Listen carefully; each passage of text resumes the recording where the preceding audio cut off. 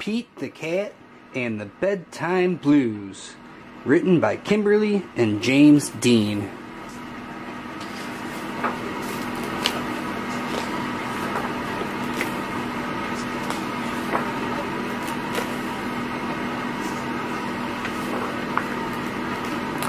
Pete and the gang had a great day. They'd been at the beach, surf and sun and tons of fun. But when the sun went down, they didn't want the fun to end. Pete had an idea. Hey, how about a sleepover?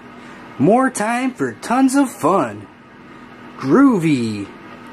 Pete's place. Let's go. The party was far out, but they knew they couldn't stay up all night. The gang decided it was time to say goodnight. On went the pajamas, and out went the light. Good night, Gus. Good night, Alligator. Good night, Toad.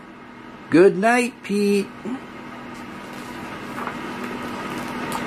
Pete was just about to catch some Z's when, clap, clap, clap. Who did that? Pete asked. It was me, said Grumpy Toad. I don't want to go to bed. I want to clap instead. Pete covered his head. This cool cat needs to go to bed. Good night, Gus. Good night, Alligator. Good night, Toad. Good night, Pete. Time to sleep. Pete tried again to catch some Z's when, rat-a-tat-tat. Who did that? Pete asked. It was me, said Gus the Platypus. I don't want to go to bed. I want to jam instead. Pete covered his head. This cool cat needs to go to bed. Time to sleep.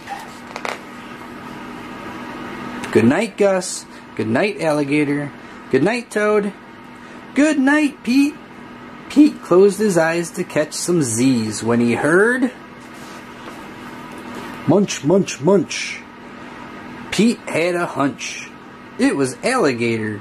He was always up for eating. What could Pete do? All the clapping, rat-a-tat-tatting, and munching was giving him the bedtime blues. Pete had a groovy idea. He got out his favorite bedtime story and started to read. First to himself, and then to the gang. Pete noticed it was finally quiet. No more clapping, no more rat-a-tat-tatting, and no more munching. They all settled down. No one made a sound. Pete yawned and turned off the light. Good night, sleep tight. Time to catch some Z's. Tomorrow was another day for surfing, sun, and tons of fun.